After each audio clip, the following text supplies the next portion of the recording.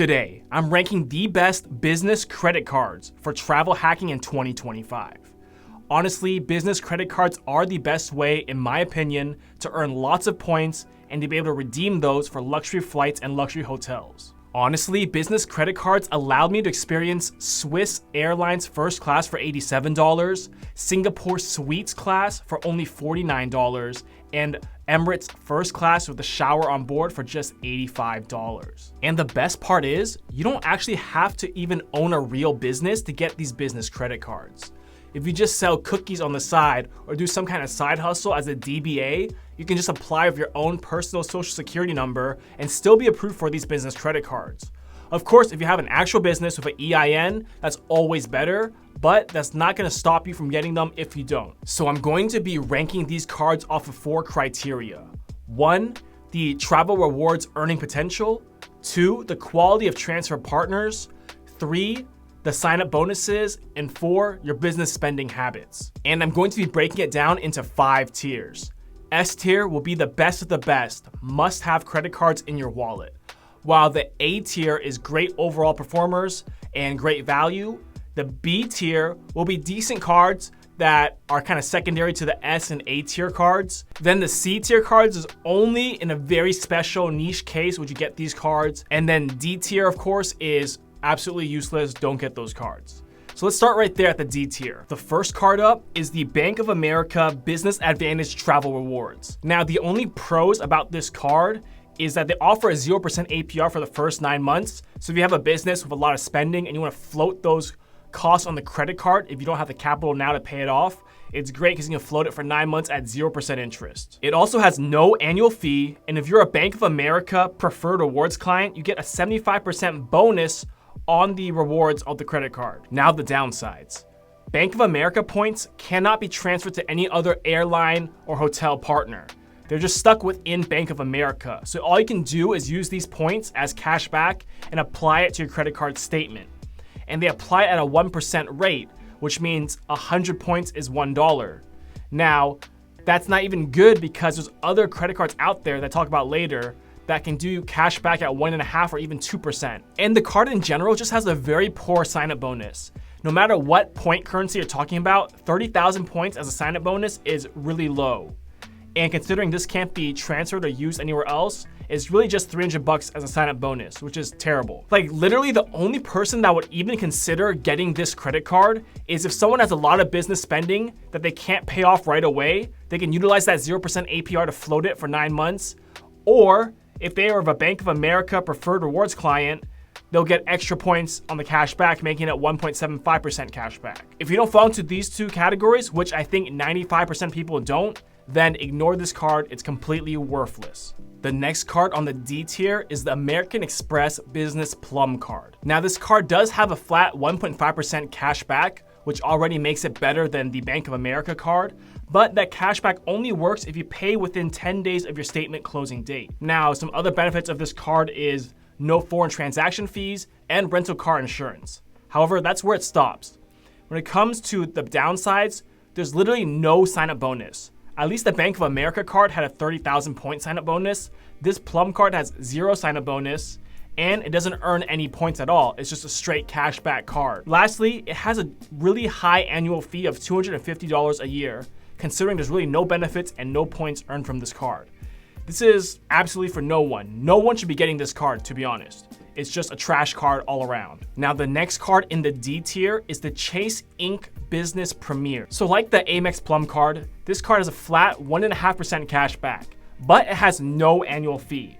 So it's already better than the Plum card, but still in the D tier right now. And honestly, the card really isn't that bad for general purposes, but for travel hacking, this card falls down to the D tier because the points earned from this card can't be transferred to the travel partners that Chase has, like the other business and personal credit cards. This is their only Inc. card that cannot transfer points. And I see so many people make this mistake and open up this card when it has a nice sign-up bonus, and they have all these points stuck in their Premier card, and then they see everyone else transferring Chase points from their Inc. Preferred or their Inc. Unlimited, and then they're like, why can't I transfer my Inc. points from my Inc. Premier? And it's because of this. It's purely a cashback card, and your points cannot be transferred, which makes it absolutely useless to us as travel hackers. I have a family friend that opened this card without knowing any better, and he has 400,000 points in it.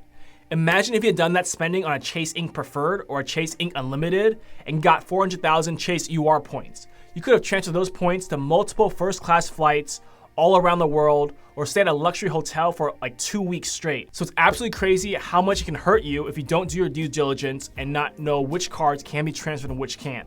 That's why I'm putting this card here in the D tier. Should someone get it? I wouldn't say no. I would say yes. If someone just wants a simple cashback card, 1.5% is pretty decent. And you can get your foot inside the Chase ecosystem.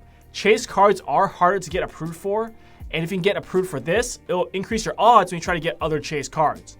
However, if you have a good credit score and you have a legitimate business, I would just skip this altogether, ignore it, and jump straight to the better cards. Now, the last card in the D tier is going to be the American Express Business Green Rewards card.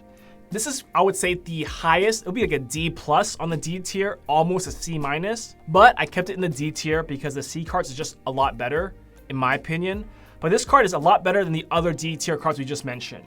This card is only if you need like a quick boost of American Express points and you don't want to pay that much. It has a low sign-up bonus of 15,000 points, but 15,000 points in Amex is still useful. And it has an annual fee of $95, but there's no additional perks or benefits from the card. It's not designed for a premium travel card. It's kind of an ancillary, tertiary card you get in a pinch, in emergency, if you really need to get 15,000 Amex points really quick without wanting to spend too much money on your other cards. Now let's move on to the C tier. So these cards are a little better, and I do recommend some in specific use cases, so they're not all that bad, to be honest. The first one is the Capital One Spark Miles business card. Now, the great thing about Capital One business cards is, like the Venture X one, this card also gets 2 times points on all purchases. And there's no annual fee the first year, but every year after that it becomes $95. They have a decent sign-up bonus of 50,000 points, and they have all the same transfer partners for travel as the Capital One Venture X card. They also provide a $120 credit for global entry or TSA pre-check. The downside is it has a lower sign-up bonus than the Venture X business card, and it's not a primary card to have, but it's a great backup card. Now, who should get this card? This card is for people that already have a Capital One Venture X personal or Venture X business credit card, and they just want to top off and get more points based on the sign-up bonus to have more Capital One points. So, if you're someone that already is in the Capital One ecosystem, but you need a boost of more points, then look at this card. Otherwise, if it's your first venture into Capital One, there are better cards out there. Next on the C tier is the American Express Delta SkyMiles Gold Business Card. Now, it has an okay sign-up bonus of 60,000 Delta miles after a $4,000 spend. However, Delta miles are not anywhere near as valuable as Chase Ultimate Reward points or Amex MR points or Capital One points, because all the points and miles you earn with the Delta card is just stuck in your Delta account. And a lot of people like to call it Delta Sky Pesos instead of Sky Miles because they're so devalued nowadays that you need tons and tons of miles just to book a flight. And you do get a 15% discount when booking flights with award miles on Delta. So if a flight was 100,000 miles on Delta, you would actually only pay 85,000 miles. So that is a benefit of this card. Also, you get your first checked bag free, and then there's no annual fee the first year. However, every year after that is $150, but you do get a $150 credit on hotel stays booked through Delta Stays to kind of offset that annual fee. So the downsides is 1, Delta Sky Miles are almost worthless. They're very devalued compared to other point systems. And 2, you're only earning 1 point per dollar spent on this credit card. Even the cashback cards in the D tier, some was 1.5% cashback. So it's really bad at earning. It's only there for the sign-up bonus if you really need Delta miles. So this card is only for like diehard Delta loyalists that won't switch, or if you live near a Delta hub and you fly a lot with Delta. So that's the only time I can recommend this card to you, is you need to top up your Delta points. Otherwise, stay away from it. Next on the C tier is the American Express Marriott Bonvoy business card. Now, it has good sign-up bonus if you plan on staying at Marriott hotels. Plus, you get 7% discount on the room rates, and you automatically get Marriott Bonvoy Gold Elite status. You also get free premium internet access at Marriott hotels. Now, the downside is the annual fee is $125, and it's not waived the first year. You have to pay that fee right away. 2, Marriott hotels, their point redemptions are a lot more expensive compared to Hyatt. So let's say a room at a basic Hyatt could go for 5,000 points a night. Well, at a Marriott, you need to spend 15,000 to 20,000 points a night for a basic Marriott hotel room. So once again, this card is only for those die-hard loyal Marriott fans or they only want to stay at Marriott. Otherwise, I would say avoid this card. Last on the C tier is the American Express Hilton Honors Business Card. Very similar to Marriott, it has a decent sign-up bonus, and it does have an annual fee of $195, which is even higher. But you get some stuff like Hilton Honors Gold status when you stay with Hilton, and you get National Car Rental, you get their Emerald Club Executive status as a status match with Hilton. The same thing goes with this card. Hilton points are not as valuable. A lot of redemptions cost a lot of Hilton points. So it's really useless besides the sign-up bonus if you need to top off your Hilton points for a stay, or you're just a die-hard loyal Hilton fan, you only stay at Hilton hotels, then get this card. But otherwise, Hyatt is a much better value for your points because you can get a nice hotel at Hyatt for like 20,000 points a night, while on the Hilton ecosystem, you're gonna be paying 100,000 points a night, 110,000 points a night. That's why this card is in the C tier. It's not terrible and is good if you're in that niche of just Hilton or just Marriott. Now let's move on to the B tier. This is where we start getting into the good stuff. First up, I have the Citi Advantage Business Card. This is a great card because American Airlines is not a transfer partner with Chase, with American Express, with Capital One, with Citi. So you can't really earn American Airline miles unless you get a co-branded American Airline credit card like this one. And the reason you want American Airline miles is you get very cheap redemptions on their partner airlines, as well as their own flights to the Caribbean from the US or to South America. For example, you can fly Japan Airlines first class or Etihad's first class for just 80,000 miles one way with American miles. If you booked in different partner airlines, some charge as much as 200, 300,000 miles for the same flight. Now, this card is good because it has a high sign-up bonus relative to a low spending amount. So you can get 75,000 American Airline miles after spending $5,000 in the first 3 months. $5,000 spend requirement is very low for a business card. A lot of times you're in the $7,000, $10,000, or $15,000 range. And it has a $0 annual fee the first year and then only $99 a year after that. Remember, some cards in the D tier were already charging over $100 in annual fees. And this card is only at $99 annual fee and the first year is free. You also get your first checked bag free when flying with American Airlines, and you get preferred boarding. Now, the downside to this card is there's no real use for it outside of the sign-up bonus. So just get this card, rack up the bonus miles, and then just put it in your closet. Now, I recommend this card to anyone that needs to top up their American Airline points, or if they live near an American Airlines hub like Charlotte or Dallas. Now, the next card in the B tier is the Chase Southwest Rapid Rewards Performance Business Card. There's a lot of upsides to this card and a few downsides, but a lot more upsides. That's why this is in the B tier category. First, you have a large sign-up bonus of 80,000 points after spending $5,000 in the first 3 months, which is a very low spend requirement once again for a business credit card. After that, you get 4 times points on all Southwest purchases. You also get a global entry or TSA pre-check credit, and you get upgraded boarding 4 times a year on your Southwest flights. And then every year, they give you a free bonus 9,000 anniversary points. Now, the downsides is it has a higher annual fee of $199 a year, and the first year is not waived. Also, Southwest has very limited flight routes, mainly just the domestic US, Hawaii, and the Caribbean. Then there are no other real benefits or perks to offset the annual fee besides the global entry credit. So I recommend this card to anyone that flies Southwest a lot, although I would say I think United is better because United has, what I've seen so far, cheaper mileage or point redemptions for domestic flights than Southwest, because Southwest has a fixed rate reward redemption chart. They're fixed at 1.5 cents per point, so it's not great. You can't get some crazy value like you can out of the other airlines. But what this card is great for is if you're trying to get the Southwest Companion Pass. That's a hack that a lot of people try to do. And what the Companion Pass is buy one, get one free essentially. You pick a companion, and whenever you buy a flight, you get a free flight for that companion. So it's great for couples or families trying to get an extra flight free. And the most popular way to hack this is getting the personal card with a 60,000 point sign-up bonus, and then this business card with an 80,000 point sign-up bonus, and 60 plus 80 is 140,000 points. So just hit the minimum spending requirements on both cards, and you automatically qualify for the Companion Pass. And the ideal way to do this is to open up the cards in December of a year and then hit the spend in January, so you earn the Companion Pass for January all of that year and the following year. So almost 2 full years of having Companion Pass. So it can be a very powerful card, but it needs to be combined with the personal card.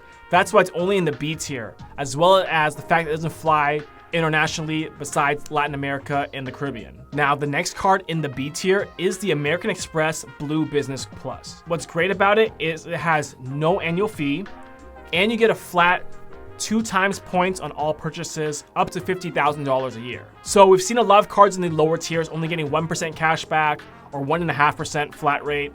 This card ups it and gets 2 times, and it gets points as well, not just cash back. And these points can be transferred to the transfer partners of American Express. But I mean, the biggest thing is no annual fee and 2 times points. That's really solid, and that's why it's in the B tier category. Now, the reason it isn't higher in the A tier is because 1, it's a very low sign-up bonus, so you're not earning a ton of points up front off the sign-up bonus. And 2, there's really no other perks or benefits from this card. There's no travel credits, there's no TSA pre-check credits. It's really just for earning 2 times points if you have a lot of spending. So I recommend this card to any Amex card holders that are already tapped out on the Business Platinum card and the Business Gold card. This is a great tertiary card to supplement those 2 cards and earn more points. Or if you're a high spender in your business, you're spending $10,000, $20,000 a month on credit cards, you're gonna be doubling the points you earn on this Amex card versus the Platinum or the Business Gold. Now, the last card on the B tier is the Chase World of Hyatt Business Credit Card. Now, this card has a really good sign-up bonus of 60,000 points after you spend $7,000 in the first 3 months. And you might think, wait, 60,000 points doesn't sound like a whole lot considering the other cards had 80,000 or higher. Well, that's because Hyatt has a very different award redemption chart than these other hotels like Hilton or Marriott. Hyatt hotels are a lot cheaper in points to book stays, so therefore 60,000 points goes a lot further than Hilton, Marriott, or other hotels. For example, if you can book a Category 1 Hyatt hotel, which is normally like a Hyatt House or a Hyatt Place, and it's the off-peak time, their points are actually a lot cheaper. They're only 3,500 points for just 1 night. So with a 60,000 point sign-up bonus, you could technically stay 17 nights for free at a Category 1 Hyatt hotel, which is absolutely insane for the value you're getting. You also get the automatic Hyatt Explorer status, which is a mid-tier status. You get 2 p.m. late checkout and some perks like free water, free upgrades if available, stuff like that. You also get 9 times points on all Hyatt purchases made with this credit card. Now, you do have a high annual fee of $199, and it's not waived the first year. And there really are no more perks besides your Hyatt perks on this credit card. But I think this is good for most people because majority of people don't have loyalty to just any one hotel chain. And if they do, it's because their company is paying for them for it. A lot of companies only pay for you to stay at Marriott or Hilton, etc. But if you're just an individual person or individual business owner, you're probably not gonna have loyalty to just Hyatt or just Marriott or just Hilton. So might as well start from scratch and stay at the cheapest one to redeem points at, the best bang for your buck, and that's Hyatt. So since Hyatt hotels have the best point redemption values, this is the most recommended card I would say for most people when looking for a hotel credit card. So now let's go on to the A tier. The first card I have on this tier is the Chase Ink Business Cash Card and the Chase Ink Business Unlimited. So they're both Chase Ink business cards and they're both pretty similar. They both have a solid sign-up bonus at 75,000 points.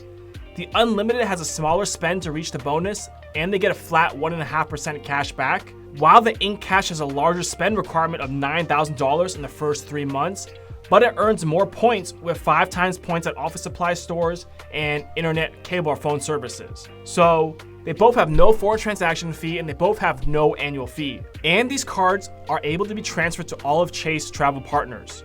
So you're earning ultimate reward points that can be transferred. There's no annual fee and it's a high sign-up bonus, which makes it a very good card, and that's why it's in the A tier. And the only downsides is there's no extra benefits or perks, but then again, there's no annual fee, so it kind of cancels out in my opinion. And 2, the 5% cash back on the Ink Cash is only limited up to $25,000 to spend. So if you're a high spender, you could probably hit that in a couple months instead of the whole year earning 5 times points. But it's a great supplemental card to anyone that already has the Ink Preferred and they want an extra Ink card in their lineup. And I would highly, highly recommend it. It probably will get bumped up to the S tier if it has an elevated sign-up bonus at the time. Let's say they're running a special and the sign-up bonus is now 100,000 or 120,000 points, then this card will jump from the A tier to the S tier. Now, the only other card on the A tier will be the American Express Business Platinum card. Now, this card used to be in the S tier, but after recent changes from American Express, it's dropped down to the A tier, and let me explain. So there used to be a $200 credit semi-annually or twice a year for a total of $400 at Dell with this credit card. So you can go on Dell.com, buy a PC, accessories, cameras, monitors, etc., and get $200 credit every 6 months. Now, Amex has reduced this benefit from $400 to just $150 per year. So that's a big decrease on this Dell credit. 2, they used to allow card holders of this Business Platinum card to bring in a guest to the Amex Centurion lounges at the airports. However, a few years ago, they changed that rule and they dropped it off to only the card holder can enter the Centurion lounge with the credit card. Now, before, the way to get around this would have been to have adding authorized users to the credit card and they get their own Platinum business card with their name on it. But I think like 4 or 5 years ago, they started charging extra money for every authorized user because they get the same benefits as a card holder, which makes sense, but it devalues the card. And on top of all that, it has a very high annual fee. But it's still a really solid card, that's why it's still in the A tier, and let's go over it. First, the sign-up bonus is super high.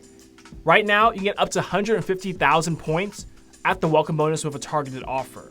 On top of that, you get 5 times points on any flights or hotels booked through Amex Travel, and you get a 35% rebate when using points on flights. So if the Amex Travel portal is showing 100,000 points to book a flight, you're gonna be paying 65,000 points with that 35% discount. Now you do get Centurion Lounge access and you get Priority Pass. So Priority Pass is a system of VIP lounges all across the world in different airports, and you get a free access to all those lounges on top of the Amex lounges. Now you get a $150 Dell credit, which I talked about earlier. You get a $360 Indeed credit, which most people don't use, and then a $150 Adobe credit for like Adobe Photoshop, Adobe Premiere Pro, Adobe Acrobat, etc. You also get credit for global entry and TSA pre-checked, which can be up to $120. And all that is to help offset the super high annual fee of $695. Yes, that's right. For $700 a year, you can have this card, which is super high, 2 to 3 times higher than any of the business cards we've seen so far. And the other downside is the spending requirement to hit that sign-up bonus is super high, normally $15,000 spent in the first 3 months. And for a lot of people, that's very hard to do in 3 months. And lastly, the personal American Express Platinum card is a better overall card than the business one.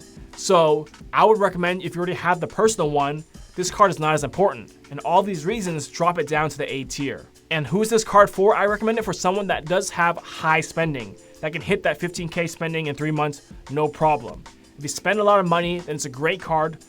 A lot of benefits to it, especially if you can utilize that Indeed credit, the Adobe credit, and the Dell credit, then you're really offsetting your annual fee off those credits. All right, finally onto the S tier, the best of the best, the must-have business credit cards. First up, we have the Chase Inc. Business Preferred. This is the classic, this is the go-to Chase business credit card, and I'll tell you why. First, you get 3 times points on any travel, shipping, internet, phone, and online ad spend, up to $150,000 a year. So if you spend a lot on online ads, PPC, Google ads, Facebook ads, shipping, internet, business expenses, you're gonna rack up the points really quick. Next, you have a huge 100,000 points welcome bonus for only $8,000 spend. That's a really low spend for a business card for so many points. And the best part is you can have multiple Chase Inc. preferreds. At one point, I had 6 different Chase Inc. preferreds because I was just signing them up, getting the 100K bonus, and just racking up these Chase points. You also get primary rental car insurance when you're renting cars, which is rare for business cards. And of course, Chase has really great transfer partners from Hyatt, United, Air Canada, Emirates,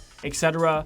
You have very powerful transfer partners to use those points on. And the best part is, the annual fee for this card is only $95. Compare that to the American Express Business Platinum card in the tier below, where you're spending $700 a year. For 1/7 of the price, you're getting a just as powerful credit card. And that's why this puts it in the S tier. Now, the only downside to this card is there's no lounge access.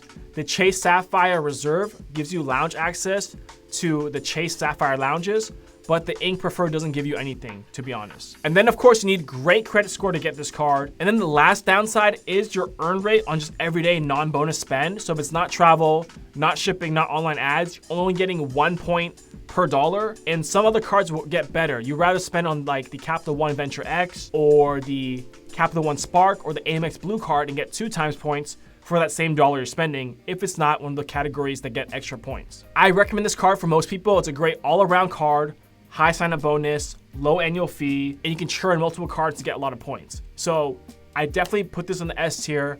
It's highly recommended as a business card if you're looking for a Chase business card. Now, the next card on the S tier is the American Express Business Gold card. Now, you might be surprised I put the Gold card above the Platinum card when normally the Platinum card is the more premier, prestigious card in the lineup. I have a reason for that. So the Gold card, you get 4 times points on the top 2 spend categories every month. So it's not stuck to a particular category. If you spend the most in 2 categories, you're gonna get 4 times the points. And the categories are like ads, tech, shipping, gas, dining, etc. So that flexibility on whatever you spend the most on, you get 4 times points. That's really powerful because that's a lot of points you can rack up really quick. Also, Amex has great transfer partners from ANA, Avianca Life Miles, Marriott, Hilton, Delta, Emirates, etc. There's no foreign transaction fees, and it has a lower annual fee than the Business Platinum card at only $375 a year. Still pretty high, but it's half the price of the Amex Business Platinum. And you're earning more points on your spend. No, it doesn't have all the credits like the Adobe, Indeed, or Dell credit like the Platinum, but a lot of people won't utilize all these credits, so they'd rather have the lower annual fee. This card is great for high spenders in their businesses or people that spend on advertising like Facebook ads, PPC, etc. You can really rack up the points from the spend. Now, the last card on the S tier is the Capital One Venture X business card. This card gets a flat 2 times points on all purchases, no matter what you're spending, and there's no limit. It also gets 10 times points on hotels and 5 times points on flights if you book it through the Capital One travel portal. Now, you also get lounge access to Capital One lounges and all Priority Pass lounges as well. And you have a solid lineup of transfer partners, just like Chase and American Express.